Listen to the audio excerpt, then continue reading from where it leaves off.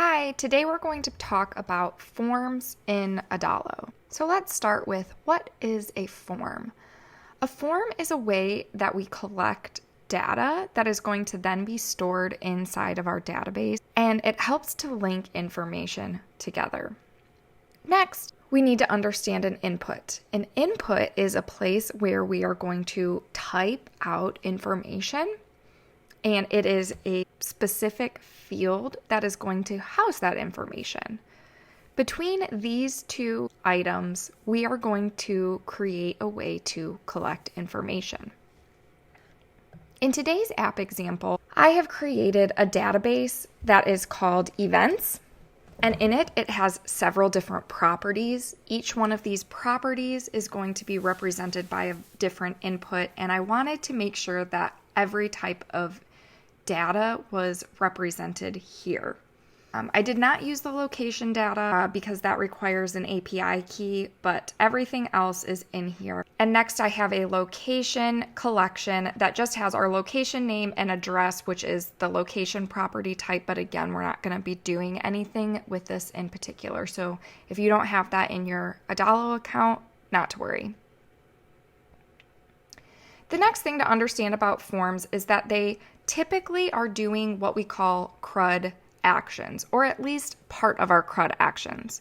CRUD stands for create, read, update, and delete. And these are various interactions that you have with our database. In this case, with forms, we're typically creating or updating data in the database. Let's start today with our out-of-the-box form. First, you go ahead and select our components, scroll down to our forms and fields. Right here, this very first option is our form, and if we go ahead and drag this over, we can see that there are 3 fields and a save button. This is pretty standard for our form to come out like this. It's not connected to a collection, and so it doesn't actually look like it's going to be doing anything. When I set up my form, I can go ahead and select which type of data I want to collect. In this case, I want the user of the app to create an event inside the database.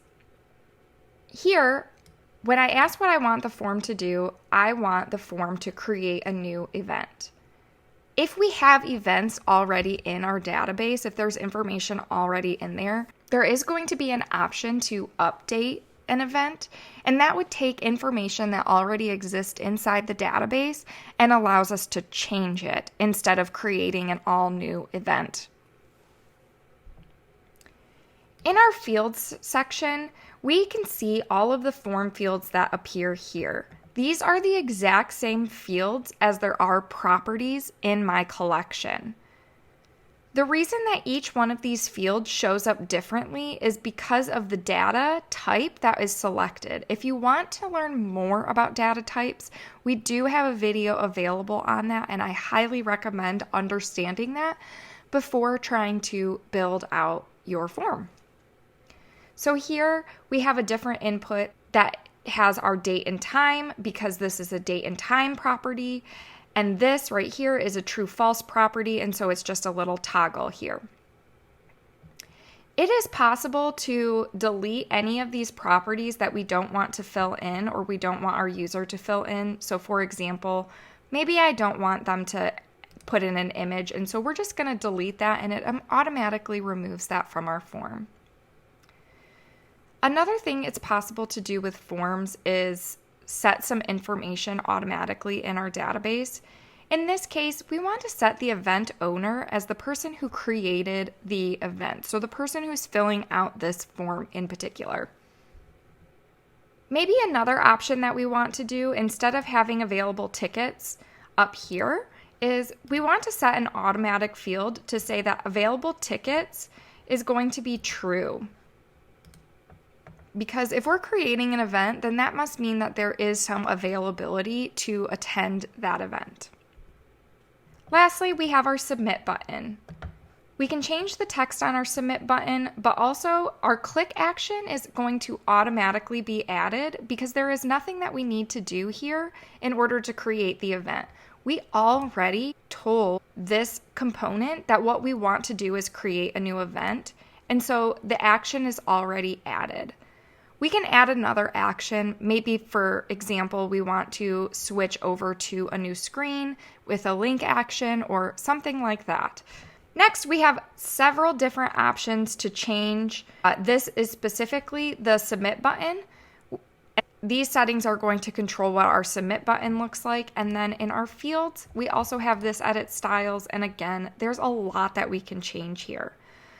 Our inputs are going to be the information that is inside the box in this area. The labels options are going to be what is above each one of our inputs. So those are important terminology to know and understand as you're changing your form. What's really nice about our forms in Adalo is that you don't always have to switch over to your staging app in order to see the changes taking effect. So for example, if I go ahead and I change the input size here and we just want it to be larger, it's going to change right here inside the builder, and so I can just see it automatically. The same thing is true for something like padding or anything else that you want to change. All right. To see how a form works, let's go ahead and view our app. Here we're going to say the event name is archery, the ticket price is $60, the start date is the 8th at 1 p.m. and the end date is the 8th at 2. When we go ahead and hit create event, you can see that it clears our form because the information has been sent to our database. And now if we go back into the builder, and we go into our database, you can see that we've got our record that is created here. If you remember, we set available tickets to be an automatic property. That's why this is filled in right now, even though it wasn't in my form. So as you can see, our forms directly communicate with our database and store information there. If you went ahead and added a form and you actually didn't have your collection created immediately, you can go ahead and add a new collection here. And let's say we wanted to add a collection of food items available.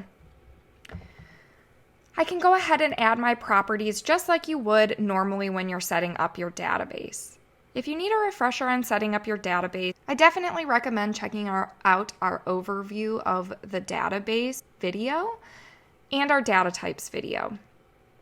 Again, you can create all of your properties here, you can name them, and go from here.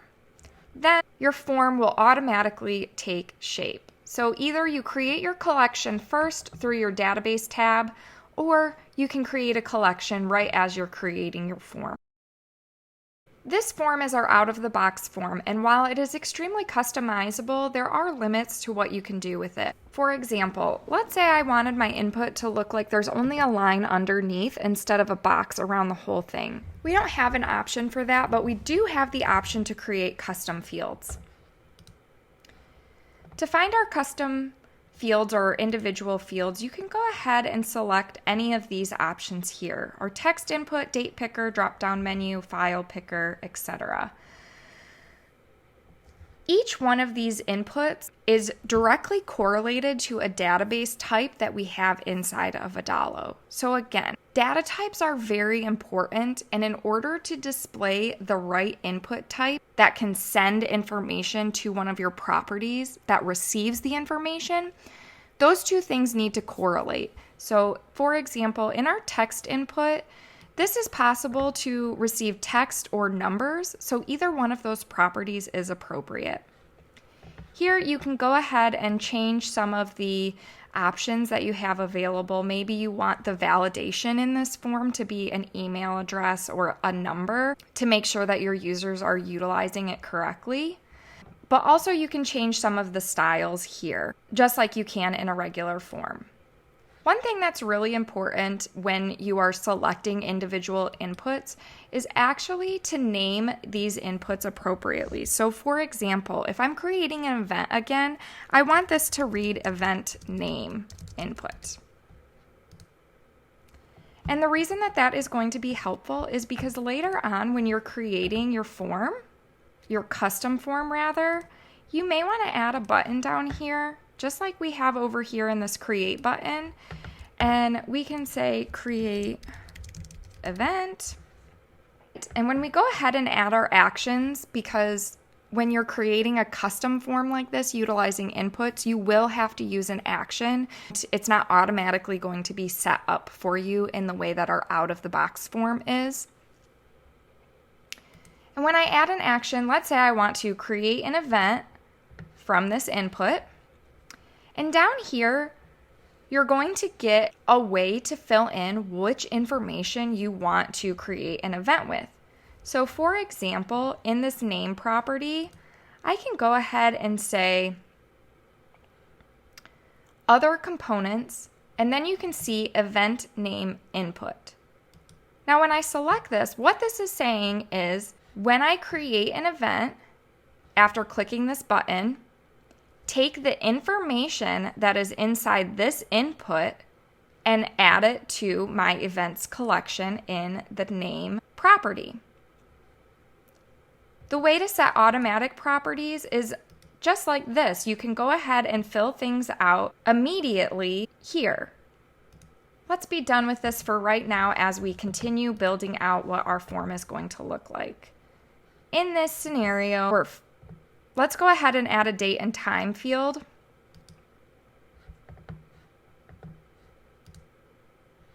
And we can go ahead and say it's the current time that we're going to display in our form. Now when we go down to our create event, we want to add our start date and time. And again, we'll come up here to other components, and now you can see our start date picker is available to fill that in with magic text. In this scenario, maybe we want to do the event start date picker and then add +1. Now let's head over to our app to see what this is going to look like when a user is filling in these two inputs in order to create an event. To make this a little bit simpler, I've gone ahead and removed the out-of-the-box form in order to just focus on these three components that are going to make up our custom form. If I log in here and I create an event called horseback riding, and I want this to take place tomorrow at 1:11 p.m. I'm going to go ahead and create the event. And if we go ahead back here into our builder, we can see that in the database there are now two records, horseback riding and the archery that we created before with the out-of-the-box form. Because I added a custom formula into my end date and time to add one day to the event, it's now reflecting that we're going to be doing horseback riding for a 24-hour period. I also added the automatic property that has available tickets for horseback riding right inside the magic text of my create action. If this concept is a little bit hard to understand, definitely let me know in the comments so that I can figure out which videos are going to need to be created in order to help you understand this a little bit better. The most important thing to know about forms is it is the way that people will interface with the database to either create records or update those records. Similarly, in our previous video when we talked about lists are the way that we view the information inside of our database, and forms are the way that we create or update that information. Thank you for watching our video, and if you have any questions about forms, please let me know in the comments. If you haven't already, I definitely recommend checking out any of the videos that we have about working with data inside Adalo so that you are well prepared to work with forms and make sure that you're utilizing your forms to the best that you can. Thank you.